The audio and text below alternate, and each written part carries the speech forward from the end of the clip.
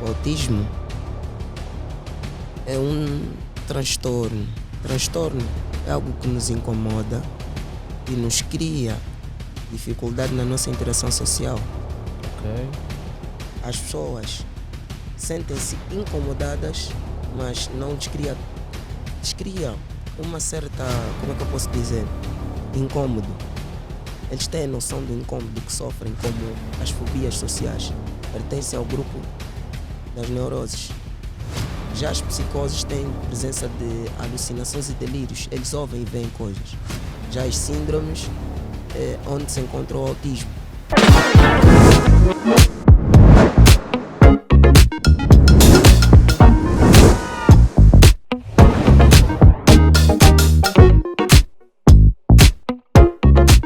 Vamos começar mais um programa. Hoje estou com um convidado que de certa forma vai passar um conhecimento importante sobre algumas coisas que são do ramo de saúde, não é? Então nós trouxemos um tema que são autismo, não é, nas crianças, não é?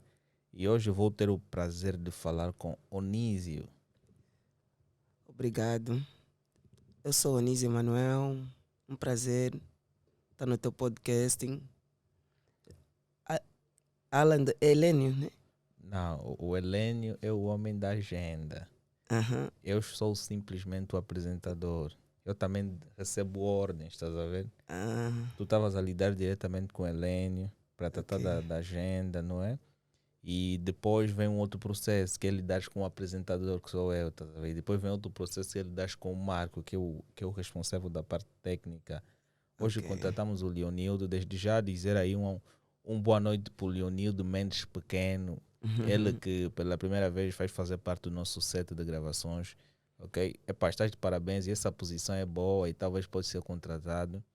Então, nós já começamos e eu vou pedir aí o pessoal que subscrevam o nosso canal, deixem um like. Não acompanhem somente o nosso podcast no YouTube, acompanhem também no Spotify, Deezer, Apple Podcast, agora no Castbox, ok? E desde já agradecer o nosso rapaz, o Marcos, deu felicitações para todos aqueles que subscreveram o nosso canal. Atingimos 400 seguidores. Desde já agradecer a todos vocês que têm acompanhado o nosso programa aí, o Leonildo sempre a comentar aí, sempre a deixar o seu like. Epá, muito obrigado por todos aqueles que têm dado um feedback. Hoje vamos conversar aqui com Onísio, não é? Vamos falar sobre autismo. Eu também não sei muito sobre isto e gostaria de aprender mais informações sobre isto. Então, como estás? Eu sinto-me Mal. bem Mas psicologicamente, parece que tu estás fisicamente tímido. cansado. Tímido até não. Eu queria perguntar qual era mesmo o seu nome. Alain Miguel. Alain, eu faço confusão, Helene e Alain. Ok. Sim, Porque depois tu tiveste uma conversa comigo em particular, ok. depois falaste com a Helene e há uma confusão e tanto, mas falaste mais tempo com a Helene em relação a mim, Sim, falamos. ok? Então vamos lá, pô. Tu também és autista? Sim, estou. Epá, eu não entendo muito disto, estás a entender? E eu quero saber mais ou menos como é que isso é. E a minha pergunta inicialmente vai ser, pô, o que é o autismo, mano? O que é ser um autista? Hum, hum, numa perspectiva psicológica, o autismo é um transtorno. Diz-se transtorno do espectro autismo. Ok, TEA. T-E-A. ok, Transtorno do espectro autismo. O que é transtorno? Transtorno é algo que nos incomoda e nos cria dificuldade na nossa interação social. ok, É espectro. Nós temos espectros de cores. sim, Verde alface, verde claro, espectro de azul, azul bebê. Aquela diversificação de espectros, de sim, azuis ou de sim. verdes. Nós observamos. Mas o espectro na saúde mental pode ser observado como nível ou grau. Ok, Nós temos o espectro leve, moderado e o severo. São 3 tipos de espectro. E autismo. O que é autismo? Só para dar uma pincelada, como nunca ouviste assim, vou falar muito rápido de definição de autismo. Vamos pegar um pouco no contexto histórico. Quem introduziu o termo autismo na literatura psiquiatra foi Pleu, um francês. Autismo significa voltar-se para si mesmo. Ele fez menção das pessoas que faziam referência do mundo a partir de si mesmo. Só que anos mais tarde, ele foi muito criticado, porque associou o autismo com a esquizofrenia infantil, como tem um grande erro na sua carreira, isso em 1906. 5 ou 6 anos depois, surge Bleuer, em 1911, que é considerado o marco, que dizem que o marco da história começa aí, uns esquecem Bleuer, mas eu considero, porque ele é quem trouxe o adjetivo autismo, autos, que é voltar-se para si, na literatura psiquiátrica. Eu considero ele. Depois surge Bleuer. Bleuer já vem com uma definição muito próxima da definição do autismo do Dias II, que ele dizia que são pessoas com dificuldades na comunicação e na sua interação social. Ele já tinha uma definição próxima, embora que também cometeu grandes erros na sua carreira. Okay. Isso em 1911. Depois surgiram os outros, mas eles são, para mim, são os pioneiros. Mas quais foram esses erros na época? Lutava-se muito pela descrição de diagnósticos. Ok. Fazer um diagnóstico específico de um único transtorno mental. Um diagnóstico específico, que isso é esquizofrenia, isso é autismo. Vivia-se muito, a psicologia perdeu muito tempo a tentar descrever. Ok. Sim. Hoje, nos dias de hoje, a psicologia evoluiu, está a evoluir mais na intervenção dos transtornos como tal. Mas nessa descritiva não se parou. É importante fazer a descrição dos transtornos, porque até fazer um diagnóstico... Quais são esses transtornos? Vamos chegar lá. Nós temos uma Bíblia. Todo psicólogo, neurologista, psiquiatra seguem. Chama-se DSM. Está em inglês, mas traduzindo em português é Manual Sistemático de Diagnóstico. São 5 edições. Nós nos baseamos para os critérios de diagnóstico neste mesmo livro, que se chama DSM. O DSM dá o diagnóstico, imaginemos, de autismo, e pode te dar um diagnóstico de subtipo de autismo. Uma síndrome de Rett, Asperger, autismo atípico. Ele descreve isso tudo. É um livro, é uma Bíblia. É como o que baseia os cristãos, é a Bíblia. Sim. Os psiquiatras, a literatura psiquiatra baseia-se em torno do DSM. Tem também um outro muito rico, é o CID. Os CIDs. Tem o volume 10. Também são ricos demais. Saiu há pouco tempo o CID 11. Não sei nesse preciso momento, porque nunca tive contacto ainda. Já saiu o CID 11. Mas o CID 11 não sei se tem em português. O contacto que eu tive foi em inglês. Mas eu não domino a 100% o inglês. É um beginners e mais qualquer coisa. Então prefiro não falar muito do CID 11 nem do 10. Vamos falar só do DSM. O DSM-5 define o autismo como relacionado com uma frequentemente associado a déficit intelectual e perturbações da linguagem ou transtorno da linguagem. O DSM foca mais nisso. E definindo o autismo no senso comum, o que as pessoas mais utilizam, que mais encontramos nas redes sociais, é a definição de que o autismo é um transtorno do neurodesenvolvimento que chega a afetar certos comprometimentos motores e afetando também a nossa cognição. O que é cognição? Numa definição que também todo mundo diz, cognição é o ato de saber ou conhecer. Mas a cognição tem 4 elementos, que são a atenção, a memória, a percepção e a criatividade. O transtorno do espectro autismo muitas das vezes compromete essas áreas da cognição, que é o que vamos ver mais para frente. Mas por que ao longo do tempo, não é, na medida que fosse existindo várias pessoas que estavam a fazer estudo sobre o autismo, Sim. não é, existiam pessoas também que estavam a querer relacionar um nome específico para ser descrito a tal doença, não é? E por que hoje o autismo, na sua maior parte, é chamado de TEA? É aquilo que nós falamos. O autismo não é considerado doença, é mesmo transtorno. Mas um transtorno tem um determinado princípio, porque um ser humano, para ter transtornos, não é, deve estar a padecer de alguma doença, não?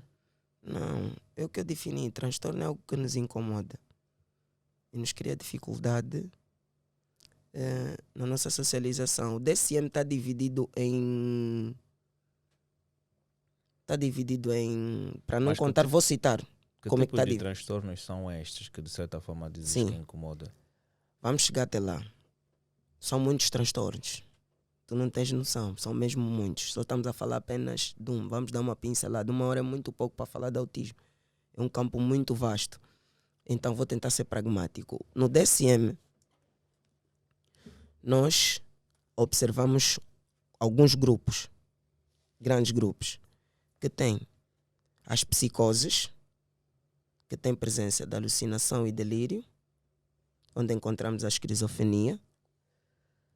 Temos as psicoses, temos as síndromes, onde podemos encontrar o autismo. Temos o grupo das parafilias sexuais.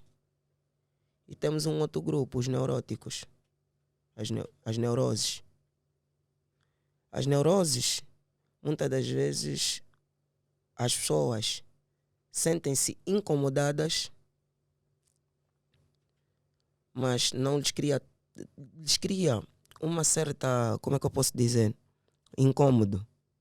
Eles têm a noção do incômodo que sofrem, como as fobias sociais, pertencem ao grupo das neuroses. Já as psicoses têm presença de alucinações e delírios, eles ouvem e veem coisas. Já as síndromes é onde se encontra o autismo. A síndrome é uma condição humana, nasce conosco.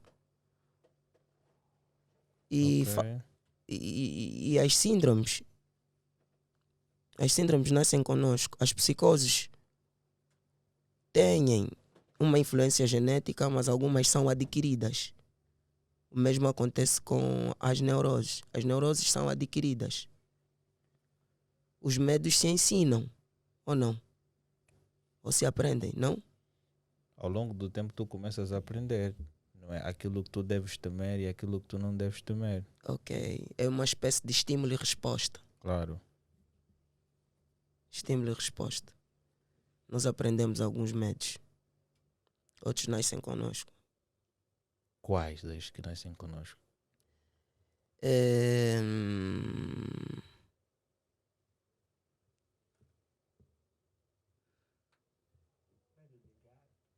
Não, medo de animal, mano, não é medo. Tu é que crias esse tipo de coisas por causa E quem das te coisas ensinou a que criar? falam. Isso por quê? Porque por causa do homem. O ser humano em si é que te ensina, te impõe algumas coisas que você deve ter medo. Porque se tu estás a dizer que tens medo de gato, mas há quem não tem medo de gato. Eu, por exemplo, não tenho medo de gato. Aí estás a falar das particularidades de cada humano. Exatamente. Por isso é que Mas há coisas na sua que maior não nos parte, ensinam. claro, mas na sua maior parte tu sabes que o gato não é um animal para temer. Aqui já estás a buscar um outro assunto que eu nem vou abordar aqui. Não, mas vamos continuar para não perder o nosso foco. Estávamos a falar mesmo dos 4 grupos. Sim. Estes são os 4 grupos que denominam o DSM, os transtornos, Sim. as perturbações mentais. Sim, e o autismo está dentro do grupo das síndromes. É considerado um transtorno que está dentro das síndromes. É por aí. Quanto à sua origem, é muito discutida. A sua etiologia, a sua origem é muito discutida. Muito mesmo, muito discutida. E dando continuidade porque houve um imprevisto técnico, porque alguém precisou ir à casa de banho. Mas falavas das causas, não é? Dos medos. Não, já estávamos a falar sobre a etiologia, a origem. Sim. Não, mas aí estávamos a falar simplesmente do porquê que ele é chamado de teia e tudo mais. Tu estavas a dizer sobre os medos que são impostos pelos homens. Não, isso estávamos a entrar num outro transtorno. Nós estávamos a falar das neuroses. Estávamos a tocar no assunto da fobia social, das Ok, fobias sociais. ok. Fobia social, medo de baratas, medo. Tem várias fobias. Leonildo, é mais fácil tu ficares de pé, porque tens de ter cuidado, porque se tu dás um sinal ali, vais acabar por Vamos começar. padronizar alguma coisa errada, estás a ver? Por isso é que quando você vai no set dessa natureza, a mente tem que ter sã, estás a ver? Tem que estar clean. Yeah. Complicado. Yeah. Mas estávamos a dizer, ou a pergunta que eu vou querer fazer no sentido é, qual é a causa do autismo? O que causa a origem? Sim. É mesmo isso que eu queria falar. Etiologia, origem. Sua origem é muito discutida. Já estava a falar há pouco tempo, só que fomos interrompidos por causa destas questões técnicas. A sua origem é muito discutida. Embora que os estudos genéticos tenham apresentado artigos baseados em evidências científicas, mas a OMS ainda não corroborou uma única definição. Tem os estudos de cromossomas, que também falam da origem do autismo. Essas são as influências biológicas. Também temos as influências ambientais. Quando falamos de influências ambientais, o ambiente que estamos a falar é um ambiente intrauterino, Ok. das mulheres concebidas. Existem,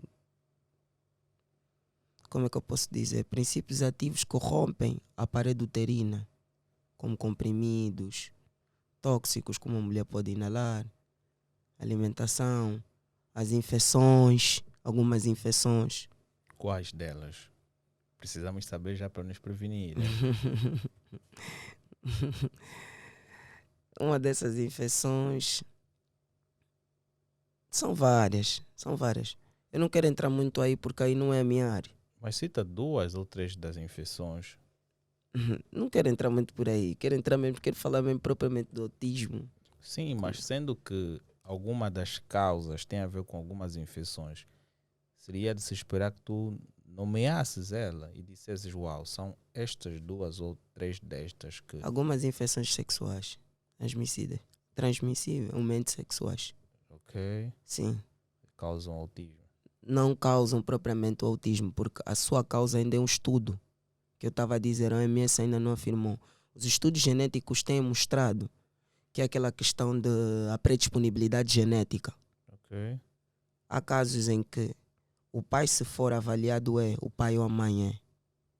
Por isso é que eu estou a dizer, os estudos genéticos têm apresentado resultados baseados em evidências científicas. Ainda existem estudos concretos para este tipo de doença. Não existem dados exatos para se confirmar que, uau, os sintomas são, ou seja, a causa é isto e precisa chegar a isso para teres isto. Eu não me vem agora em mente, mas eu participei numa formação que falava da percentagem do estudo da genética. Por isso é que eu estou sempre a frasear a genética. Nesse preciso momento, quem está a apresentar mais resultados é os estudos genéticos. Só que a OMS ainda não corroborou, não afirmou não. A origem do autismo é genética, na totalidade. Os teus familiares, os teus pais são autistas? Isso é complicado dizer, porque eu recebi o meu diagnóstico com 29 anos. Uau. O ano passado. Mas quais são os sintomas? Os sinais. Sintomas não. Em psicopatologia nós falamos em sinais e sintomas. Tens razão. Mas no autismo nós observamos sinais. Ok. Falar de sintomas, se falar de sintomas no autismo é meio complicado, porque uma maior parte das pessoas que estão dentro do espectro autismo têm um ligeiro déficit na comunicação. Têm dificuldades na comunicação. Não sei se estás a dar conta, eu falo a gesticular. Se não falo a gesticular, falo como se estivesse a gaguejar. Por isso é que me perguntaste se eu estava nervoso. Não, mas aqui também o Marcos, quando está nervoso, também gagueja. Por isso é que eu digo, há pessoas que têm sinais, vamos chegar também até aí, há pessoas que têm sinais que se parecem estar dentro do espectro autismo, mas não. Não é bem assim. O Leonildo também, de vez em quando, fica a ter esses sintomas. Sim, é por aí. Como eu estava a dizer, meus pais, eu sou órfão de pai e de mãe. E não sei como é que os meus pais iriam encarar nesse preciso momento o meu diagnóstico, porque foi estranho. A minha paixão pelo autismo começou no 3º ano da faculdade. E depois, Num debate em que nós não estávamos a conseguir compreender naquela altura porque é que há pessoas dentro do espectro autismo que têm uma inteligência fora do padrão normal e tem outros que têm déficit intelectual. Déficit intelectual que nós chamávamos no passado de retardo mental. sim. E depois começaram a chamar um nome muito bonito, que se parece nome de pessoa, oligofrenia. Só que o déficit intelectual também tem níveis, tem um espectro. Tem os mais severos do que os outros. Isso varia. Só que naquela altura nós não estávamos a conseguir compreender isso. Como é que uns estão no extremo de um lado e outros estão no extremo do outro. Tem uma inteligência fora do comum e os outros têm déficit intelectual. A minha paixão começou aí. Deram-me uma defesa, acho que era para falar do Asperger em 1944. Acho. Estava no 3º ano na faculdade e falei, defendi isso. E ganhei uma paixão. Fui investigando mais sobre o autismo, mas a maior ironia da minha vida foi descobrir que eu era. Mas como eu descobri? Eu fui estagiar em algumas instituições, uma instituição, na altura em que uma mãe observou-me e me perguntou: o doutor está dentro do espectro autismo? Foi insultuoso para mim. Tive mais num sítio onde eu estava assim a falar de autismo e alguém me perguntou: estás dentro do espectro autismo? Também. E ficou assim, sempre me caía mal. Eu tenho um amigo psicólogo de referência na nossa sociedade. Falamos muito. Muito mesmo. E um certo dia ele disse: autista que cuida de autista. Disse, o autista que se preocupa com o autista. Ele brincava muito assim comigo. E era irritante. Além, eu naquela altura não gostava mesmo. Ficava mesmo muito irritado. Ficava saturado. E ele brincava sempre com isso. E eu não aceitava. E lá eu continuei a minha vida. Uma pesquisa daqui, outra pesquisa dali. Na altura não tinha um emprego fixo. E houve uma vez quando meu pai morreu, depois de 7 meses. Isso em 2021. Fiquei, entramos, 2021 no final, dezembro, meu pai morre em novembro. Em dezembro fiquei 6 meses desempregado. Houve uma amiga que enviou uma mensagem para a doutora Indiara Horta, dona de uma diretora, uma das fundadoras de uma das maiores centros de neurodesenvolvimento da Angola. Enviou uma mensagem, ela disse: tu gostas muito de autismo, vou-te fazer uma surpresa. Eu não entendi a brincadeira dela. É uma amiga psicóloga, tem consultório. Enviou uma mensagem para a doutora, como se fosse eu. Um dia, doutora. E ela mostrou-me, enviei essa mensagem à doutora. Só fiquei assim. Ela disse responder, continua a conversar com ela. Ela pediu que eu pudesse comparecer para uma entrevista de emprego. Naquela altura estava a trabalhar, mas não com autismo. Para sobreviver, estava a atender outros tipos de transtorno, porque eu passei pela universidade e estagiei também no hospital psiquiátrico. Automaticamente eu sei marcar uma sessão com o adulto, independentemente de que transtorno ele tem, eu consigo, tenho bases e tenho outras agregações que me deixam conseguir estabelecer uma sessão com uma outra pessoa. E foi uma fase mesmo meio complicada. A doutora disse, aparece para a entrevista numa sexta-feira. Eu fui. Além foi estranho. Acho que foi a experiência de vida da doutora. Eu estava lá, foram 5 minutos. A doutora me perguntou, eu estava a falar muito rápido, sem parar. Muito rápido. Ela, em vez de, acho que a doutora não estava a prestar atenção no meu conteúdo, ficou assim a me avaliar. Eu parei de falar, respirei. Ela me perguntou, doutor, desculpa, de tudo que falou, está dentro do espectro autismo? Eu perguntei, como é que a doutora sabe? Ela disse, não, experiência, trabalho, investigação, estudo. E aquilo foi meio estranho para mim. Foi realmente muito estranho para mim. Foi mesmo muito estranho para mim. Eu participei no seminário de inclusão ano passado. Foi pela primeira vez que eu falei ao público que eu estou dentro do espectro autismo. Tinha 600 pessoas no presencial e não sei quantas pessoas, não, 600, 300, acho, 300 ou 400 pessoas presencial e quase 500 online, qualquer coisa assim. Só sei que era mais de 1000 pessoas. Em 5 minutos eu apresentei-me e disse que apresentei-me ao mundo que estava dentro do espectro autismo. Mas antes daquele período, eu naquele depoimento que eu dei, Vou pedir que fales reto ao microfone, por favor. Naquele depoimento que eu dei, eu disse que passei por uma fase existencial, uma crise existencial. E foi verdade, eu vivenciei mesmo uma crise existencial. Não foi fácil para mim. Veio-me vários pensamentos na cabeça.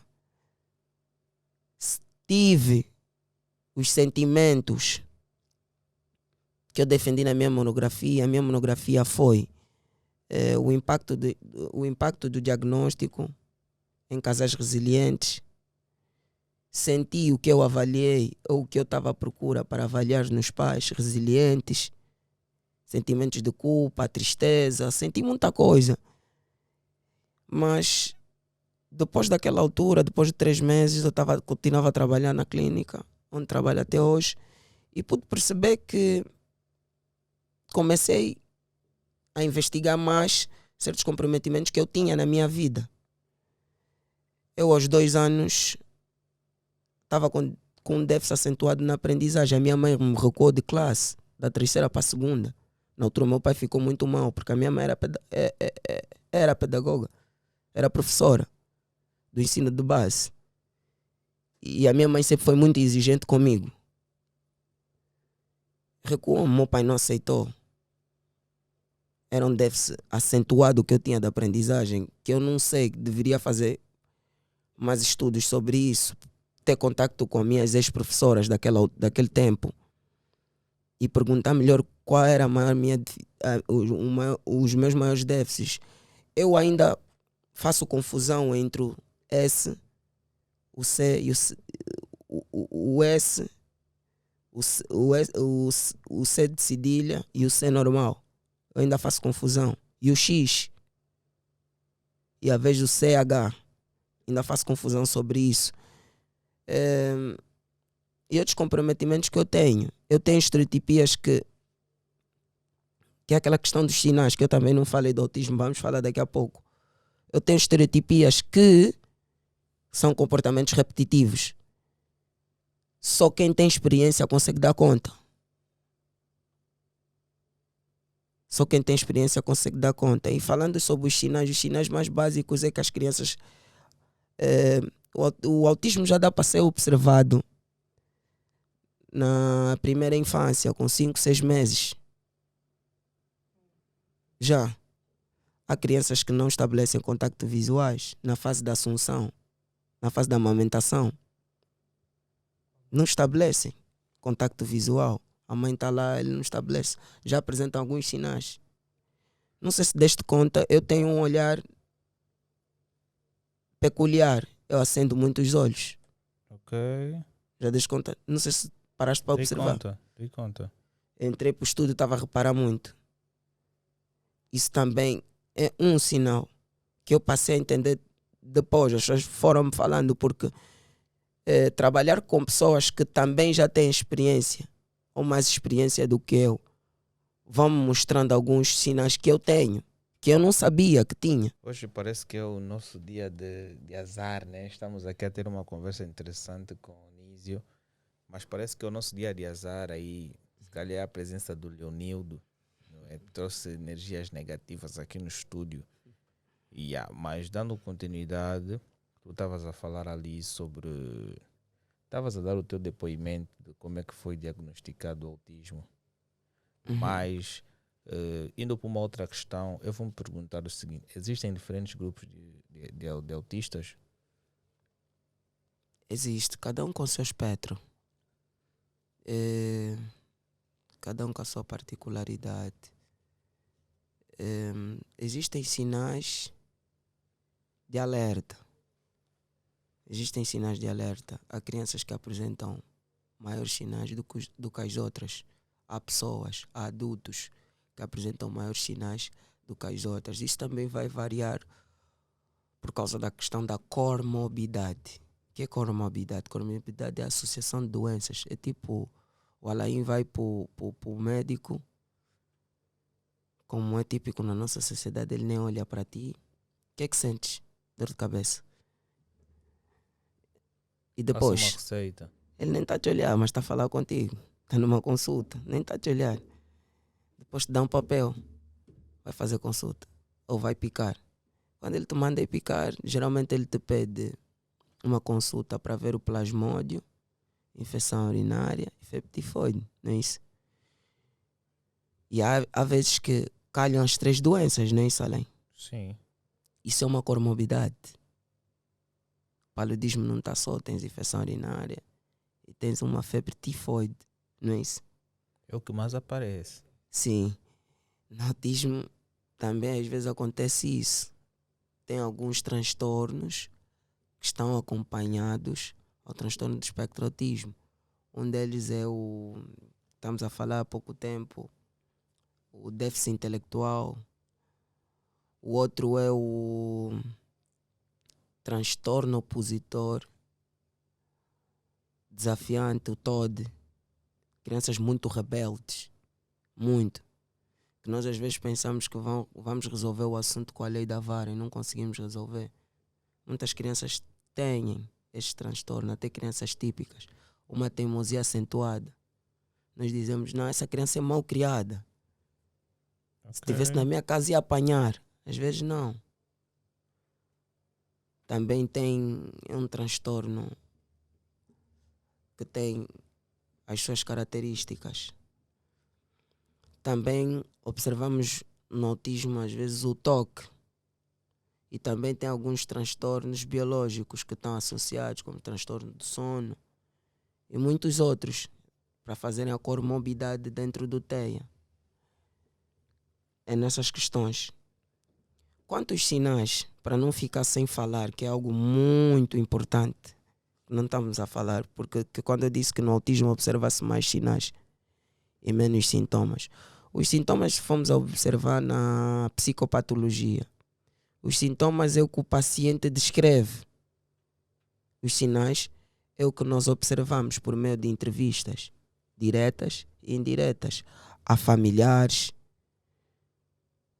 educadores, professores que têm contato com essa criança. Isso são os sinais que nós observamos. Também pode haver a observação direta, que é o psicólogo observar a criança num determinado setting familiar, setting escolar. Nós estamos lá a observar a criança e a tirar os nossos dados para preencher um protocolo, uma grelha de diagnósticos. Mas esse diagnóstico, como é que ele é confirmado? Não é o psicólogo que fecha o diagnóstico. Existe algum exame que as pessoas devem fazer para se diagnosticar como autista? Existem protocolos de diagnóstico. Praticamente é quase isso que disse este exame, mas nós chamamos de protocolo. Um protocolo que nos guia. tem protocolo de diagnóstico, tem protocolo de intervenção terapêutica, bem dizer, tem. Não, eu não posso inventar coisas, porque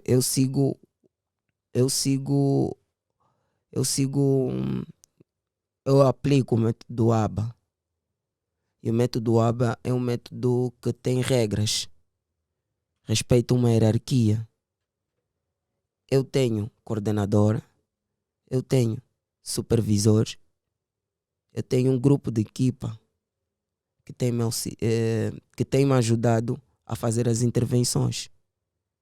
Eu sou aplicador júnior, eu sou aplicador terapeuta júnior. Este é o meu título.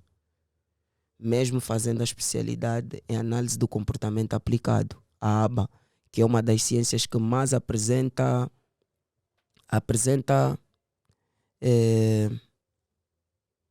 dados, resultados sobre eficácia nas terapias com pessoas dentro do espectro autismo.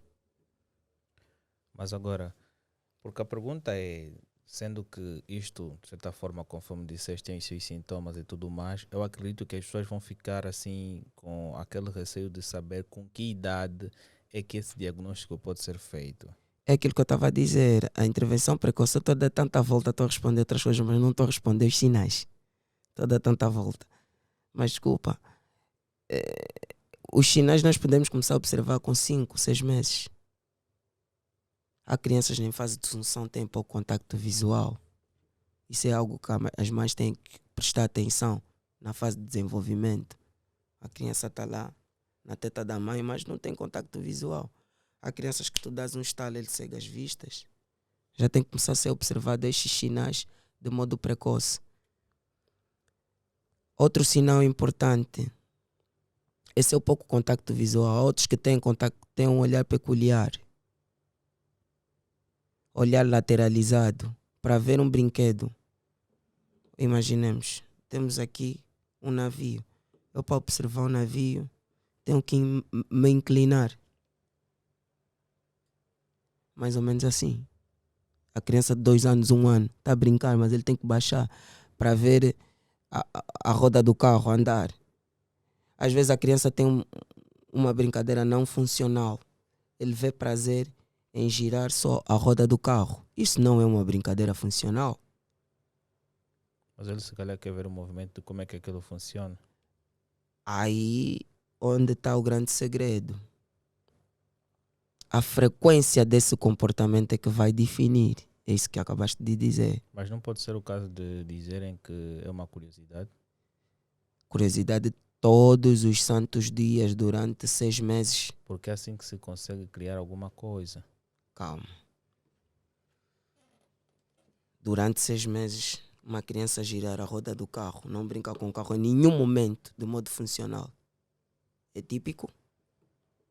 Epá, depende do ponto de vista de cada um. Se calhar que ele é uma pessoa com um QI muito avançado, está a tentar ver como é que as rodas funcionam para tentar encontrar um outro mecanismo de colocar o carro a andar. Calma. Se calhar aquelas rodas não são suficientes, ele quer colocar um tipo de roda e está fazendo um estudo giratório. Calma. Ele vê, é o que eu perguntei, durante 6 meses. É típico? Eu acho que é, no meu ponto de vista. Sim, no teu ponto de vista. Porque as pessoas fazem um estudo, mas sendo uma criança, as pessoas acham que é estranho. E se for um adulto? Existem regras. Há coisas que... Existem regras. A criança para brincar... Por que eu digo que não é uma brincadeira funcional? Se fosse experiência, nesse período de 6 meses, tu irias observar a criança gira, ou larga no chão, gira, ou passa assim, passa na parede. Ela vai dando função à roda do carro. E quando tu eras do mais carrinho. novo, tu mostravas esses sintomas? Questões padronizadas. Sinais. Questões padronizadas. Essa questão que fizeste é muito, muito importante e é boa, porque eu ainda estou nesse período. eu tenho algo que eu fazia, que eu observei, que eu questionava muito. Estou a ter o prazer de conhecer outras crianças que estão dentro do espectro autismo leve, que é a minha condição. O meu diagnóstico ainda não está fechado, porque eu ainda não fui avaliado por outros especialistas. Estou a ter o prazer de conviver com outras crianças que estão dentro do espectro autismo leve e eu às vezes me revejo em certas crianças. Ok. No sentido de que eu aos 7 anos nunca esqueci isso, porque a minha mãe repetia várias vezes esse episódio que nós vivenciamos. Uma vez, na altura, nós estávamos a viver nos Combatentes, na rua do Bangu, na rua do Colégio Pitabel. E nós fazíamos aquela a curva para ir para perto da igreja. Tem um colégio São Paulo de Luanda. A minha mãe trabalhava aí e eu estudava ali naquela altura. E nós fazíamos aquele percurso, passar pelos Combatentes, aquela escola do Marçal que está do outro lado. Sim, ali ficava um mendigo. Acho que eu estava com 7 ou 8 anos e fiz uma pergunta meio existencial na minha mãe. A minha mãe me perguntava muito. Antes da minha mãe morrer, eu já estava na fase da adolescência. Praticamente, depois entrei para a juventude, 24, 23 anos. A minha mãe me perguntava muito, falava muito desse episódio, que ela nunca esqueceu e nunca conseguiu me dar uma resposta exata naquela altura. Eu questionei a minha mãe por que as pessoas pedem esmola na rua. Ela não conseguiu me responder, ela riu. E sempre passávamos ali, eu tinha sempre que questionar isso na minha mãe. Por que as pessoas pedem, mendigam? E não era uma pergunta típica para crianças da minha idade. Não era. Outro episódio que eu também vivenciei, que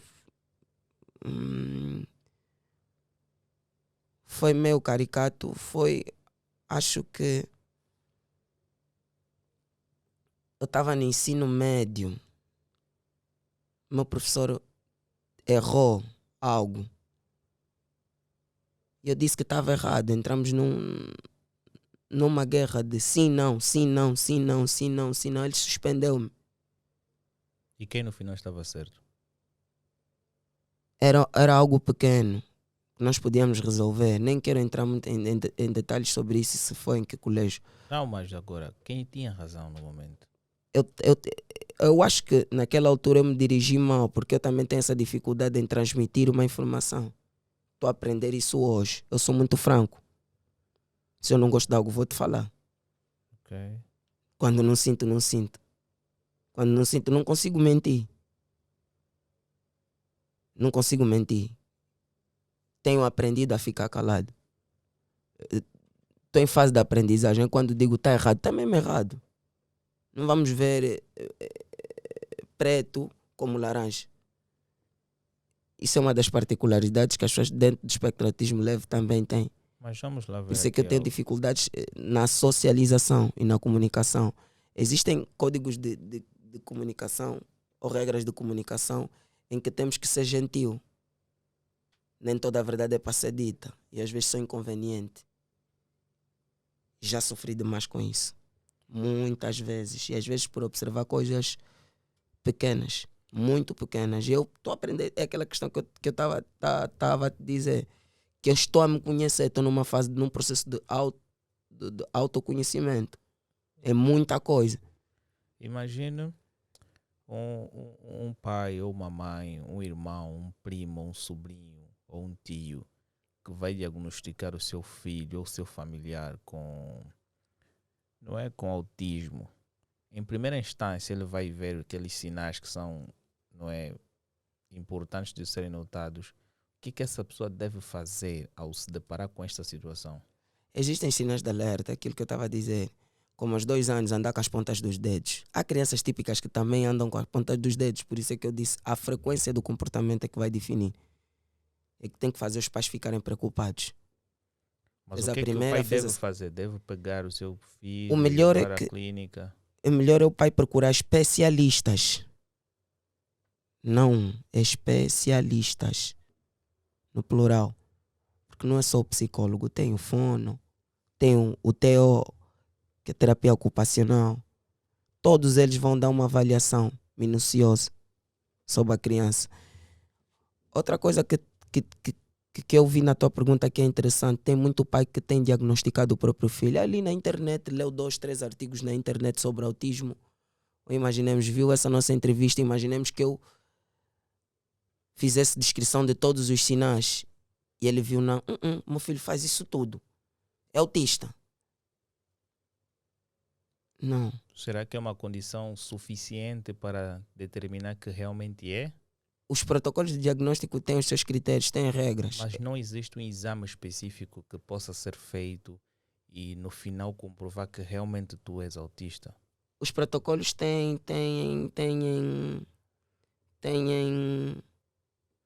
essa vertente de ajudar a dar o diagnóstico.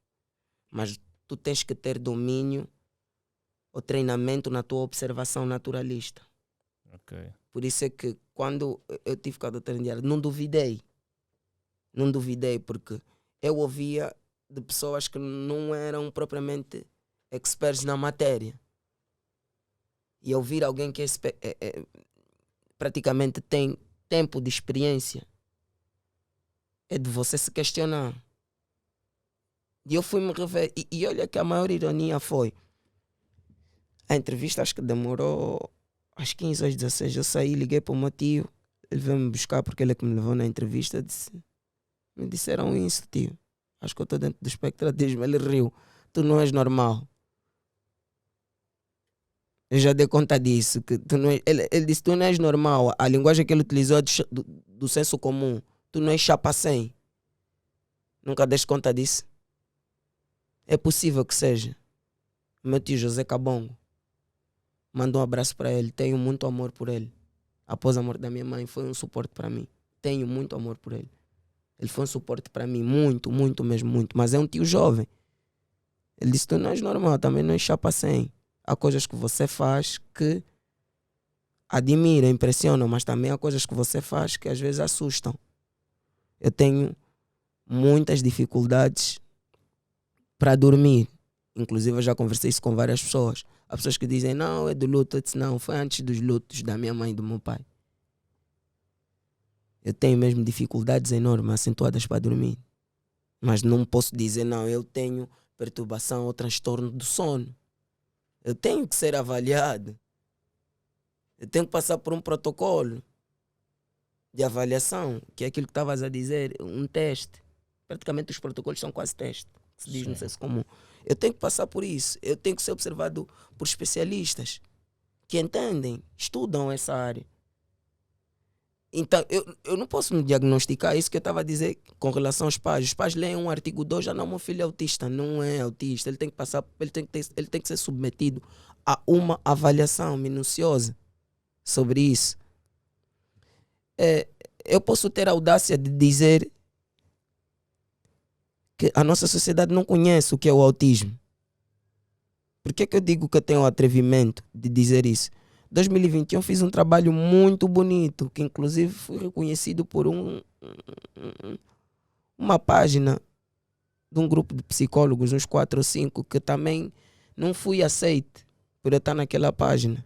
Mas eu entendo porque eu não tenho não tenho reconhecimento, não tenho reconhecimento ao nível dos psicólogos que me meteram lá deles naquela lista. Não tenho mesmo. Um foi meu professor, um foi meu instrutor, outro é o grande meu amigo Gelson, e o outro Osvaldo Cabiba também trabalha muito, outro é o professor Gislene Kisanga, outro é o Vunda Toné. São psicólogos de referência e eu me meteram lá desses gigantes. É normal que as pessoas não acreditem, podem me descredibilizar. É normal, porque também não sabiam o trabalho que eu estava a fazer, porque o trabalho que eu estava a fazer estava no backstage, mas está documentado.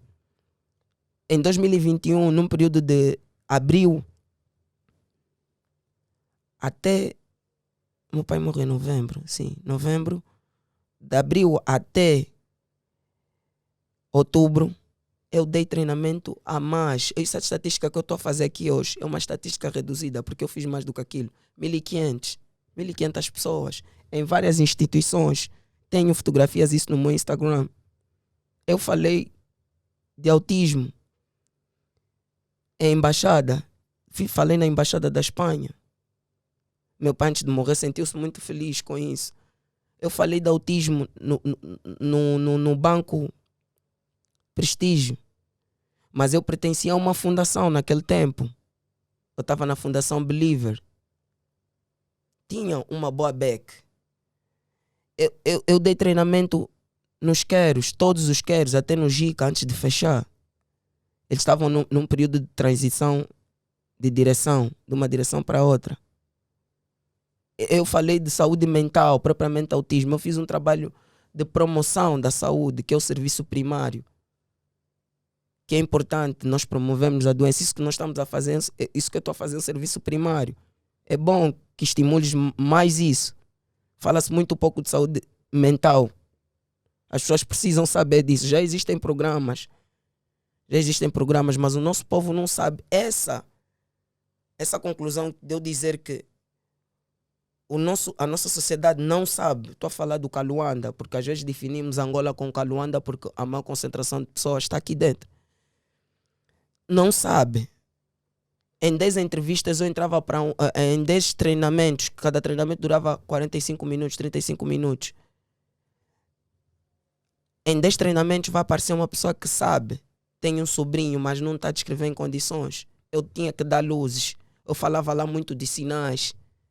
Aqui estamos numa entrevista, por isso é que eu disse que eu não estou a falar muito de sinais, estou a me limitar em falar muito de sinais. É uma matéria que nós podemos encontrar nas redes sociais. Outro grande problema, nós temos muitas dificuldades em acesso à comunicação, à informação. É muito difícil acesso à informação. Há uma coisa que um amigo meu questionou-me, foi o seguinte: Nuxo, quantas pessoas têm smartphone? Várias. Não se consegue saber exatamente quantas pessoas têm. Quem são os maiores usuários de smartphone? Hoje em dia já é duvidoso, porque até as crianças hoje têm smartphone. Os maiores usuários são os jovens, né? Aí da faixa dos 19 aos 44. Mas mesmo assim não é uma estatística suficiente para se comprovar. Para dizer que... E além disso, gostei da vossa franqueza. E além disso, a outra grande questão é o uso do smartphone. Onde é que está o maior uso do smartphone? O que é que as pessoas mais pegam para utilizar no smartphone? Redes sociais. Como as pessoas vão ter tempo?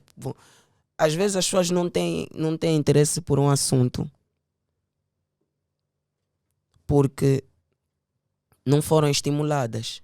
Mas o que é que tu tens feito para passar essa informação para as pessoas de modo que ao longo do tempo comecem a ter um pensamento contrário? Por quê? Porque todos eles usam as redes sociais e tu poderias usar a mesma via para, de certa forma, passar um conhecimento. Um exemplo, o TikTok, o YouTube, o Instagram, tu tens uma conta nestas redes sociais. Tenho. Tu, de certa forma, podes passar um conhecimento para as pessoas de modo que elas possam despertar ao longo do tempo. E assim eles possam ouvir-te mais e com isso vai gerar mais conhecimento para as outras pessoas. Por exemplo, essa entrevista que nós estamos a ter aqui, de certa forma vai aparecer pessoas que vão acompanhar e vão começar a despertar algum interesse sobre esse assunto, estás a ver? Embora que há uns que também vão ignorar e há uns que vão assistir que de certa forma estão dentro do quadro, não é? Mas nessa senda, o que eu quero saber propriamente é o seguinte, porque onde se tem dizem que é onde há fumo e há fogo. Sim. E onde tem uma determinada doença, existe uma determinada cura. Uhum. Há cura para pacientes que têm autismo? Não. Existe algum tratamento para isto? Autismo não é uma doença para ter cura. Ele falou, ele sabe, ele deu uma... Mas o autismo está relacionado muitas das vezes a aspectos mentais? É uma condição humana. Ok. É uma condição humana, é como a síndrome de Down. Síndrome de Down não é doença. Não. Pode ter comorbidades, que é o caso do autismo. Aqueles casos mesmo dos graves, dos severos, pode ter uma comorbidade. A maior parte das comorbidades pode haver comorbidades acentuadas. Ele está lá sentado numa cadeira de roda, não tem controle das glândulas salivares. Aquilo não é só TEA, é TEA mais qualquer coisa, acompanhado de uma outra síndrome. Tu estavas a falar sobre alguns aspectos que as pessoas devem ter. Por que que o tratamento precoce é muito importante para Pa- autistas? Para a intervenção precoce, há uma coisa que é interessante que eu estou a aprender na pós-graduação, da bolsa que ganhei mesmo dentro dentro do Centro de Desenvolvimento Kuzola, mano.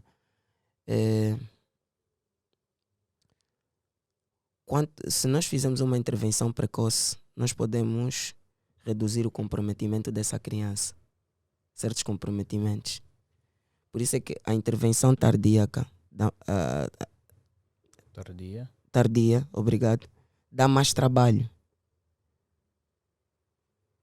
Criar uma intervenção com essa criança, e a intervenção dela vai ser mais estruturada. Ok. Já numa intervenção precoce, a criança tem mais neurônios, há mais flexibilidade da criança aprender, e tu estás lá a fazer as intervenções, estimular.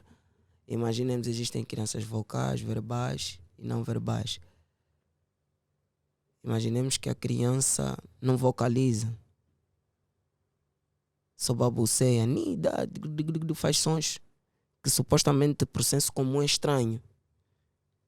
Tu já vais criar um plano, vais ensinar a criança a brincar de modo funcional, ou brincar de modo estruturado, de modo simbólico, mas a estimular a fala.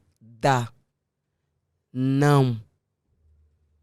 Já vais começando a fazer aquele, estimulando a criança. Agora, isso que disseste é muito importante. Há casos no nosso país de que os pais guardaram a criança com vergonha, medo. Isso é por uma questão, como é que eu posso dizer? Devido ao impacto do diagnóstico. A sociedade critica. Como é que vocês são capazes de fazer isso? Vocês são monstros. Guardaram essa criança até esse tempo. Há médicos que não têm educação, não têm a ética deontológica. Dizem palavras duras para os pais. Médicos, psicólogos não têm essa ética, dizem esse tipo de palavras e a criança está lá. Os pais ganharam coragem para levar pela primeira vez e se calhar a criança já está com 13, 14 anos. Já é muito tarde para se fazer a intervenção.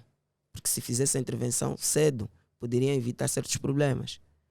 É certo. Mas nós devemos avaliar que tipo de sociedade nós temos. Nós temos uma sociedade que é craque, é muito boa em adjetivos. Em dizer que essa criança é mongoloide, essa criança é sereia. Há certos pais que têm vergonha, por isso é que guardam os seus filhos. Isso porque também isso é um processo de não aceitação. Eu falei um pouco disso na minha monografia. O medo de encarar a verdade. Há muita gente na nossa sociedade que faz isso. Mesmo as mães que deitam os filhos nos contentores. Nós julgamos. Nós não sabemos se aquela mãe não teve um conselho, um calor afetivo para lhe dizer que, independentemente das circunstâncias em que ela se encontra, o que ela vai gerir é uma vida. A importância. O homem só dá o que tem. Se tu não tens um repertório, um conhecimento sobre amor ao próximo, tu não vais dar amor. Eu sinto-me que na condição de que aquilo que estavas a dizer, de passar uma mensagem nas minhas redes sociais, eu fazia também isso.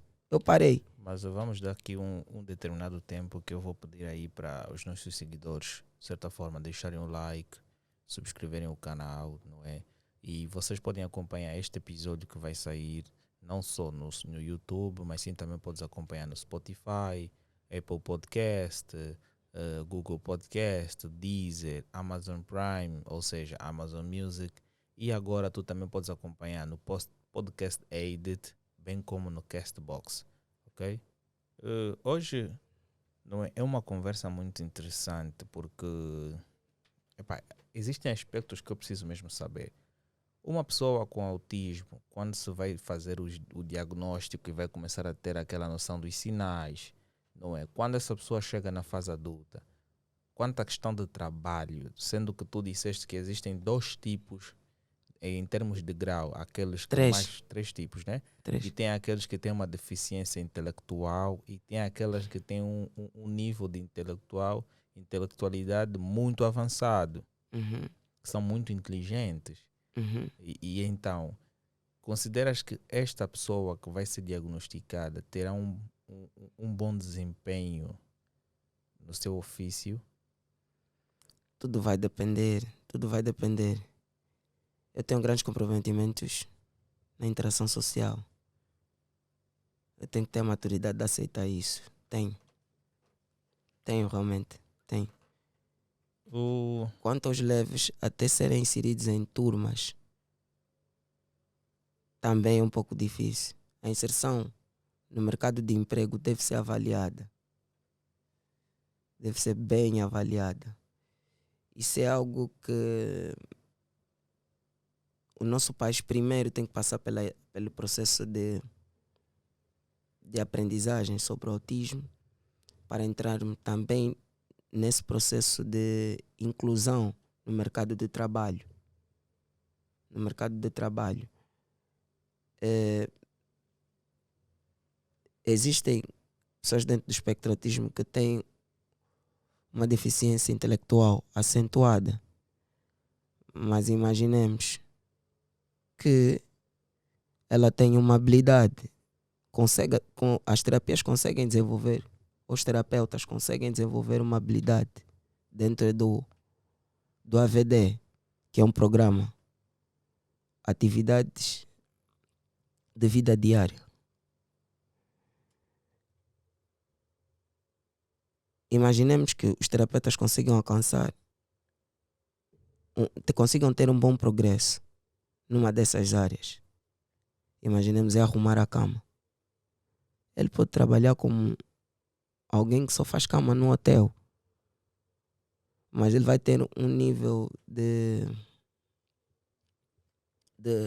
acompanhamento para a vida toda. Ele pode ser inserido. Ele só vai trabalhar mesmo fazendo camas. Vamos começar a evitar de estar a criar ONGs.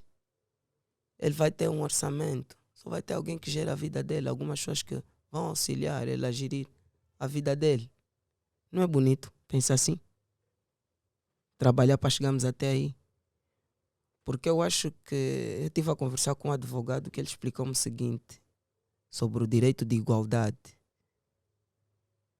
Situações de igualdade devem ser tratadas de modo de igualdade. Situações de desigualdade devem ser tratadas de modo desigual também. Logo, ele tem duas naturezas. Isso na materialização do direito da igualdade. É nessas questões. Na pedagogia nós também observamos isso, porque eu sou praticamente também estou a ganhar um repertório sobre ser mediador escolar. O professor não pode exigir o mesmo rigor e a excelência de um aluno típico com um aluno atípico, de uma criança normal com uma criança autista. Os dois podem falar da mesma matéria. Imaginemos, estamos a falar sobre a higiene. Nós podemos explorar o que é que a criança mais gosta de falar ou gosta de ver. Nós chamamos reforçador. Imaginemos que o reforçador máximo dessa criança é o UC e a professora está a falar uma redação sobre a higiene. A professora pode ser criativa em dizer, imaginemos, Onísio, faz uma redação sobre a higiene do UC. É o reforçador dele, ele vai estar lá interessado em escrever. O que escova os dentes, o que penteia o cabelo, o que quando acorda toma banho. É o método. A pedagogia que o professor vai utilizar, isso é que nós observamos, temos a observar na pedagogia inclusiva, o método de ensino. Enquanto que um aluno típico, um aluno normal, vai fazer mesmo uma redação normal de 15 páginas. O que está dentro do espectro autismo vai fazer uma de 5, mas estamos em harmonia em termos de matéria ou não estamos? Estamos a falar da higiene. Só com uma metodologia e outro com outra. Mas agora, o autismo é mais frequente em mulheres, homens, Não é mais frequente nos rapazes. nos rapazes? Sim. Por quê? Eu acho que os rapazes são muito mais avançados. Não, isso. Mas agora, tu falaste de um ponto muito importante, que é sobre os direitos e tudo mais. E eu queria saber quais são os direitos e benefícios sociais de um autista. Falar disso é meio complicado, porque nós às vezes observamos para a realidade brasileira que eles ainda estão numa fase inicial. Nós nem aí na fase embrionária estamos. Eles estão mesmo já numa fase inicial. Ok. E não se faz sentir em todos os estados. Saiu um seminário em tempos no dia 21 de setembro, se não estou em dúvida, do ano passado. Um seminário de 10 horas, com vários especialistas. Ele foi muito bonito. Foi muito bonito. Eles olharam os direitos não só das pessoas dentro do espectro autismo, os direitos de todas as pessoas. Há uma coisa que eu já notei na nossa sociedade. O conceito de inclusão é totalmente distorcido. Nós queremos falar de inclusão, mas ainda com o pensamento de abrirmos escolas especiais. Ninguém é especial. Falei isso no seminário onde eu participei, naqueles 5 minutos que me deram. Ninguém é especial, partindo do ponto de que todos nós que estamos aqui no estúdio temos uma parte do nosso corpo que nós não gostamos. Minto? Ou temos um pensamento, um trauma que também não gostamos? Minto? Quem é que não tem uma parte de si que não gosta?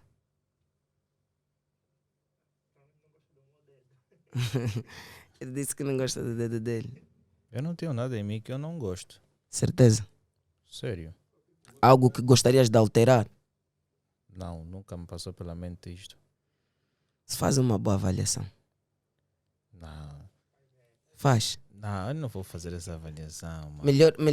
O melhor juiz é a nossa consciência. Claro. Yeah, é o melhor juiz.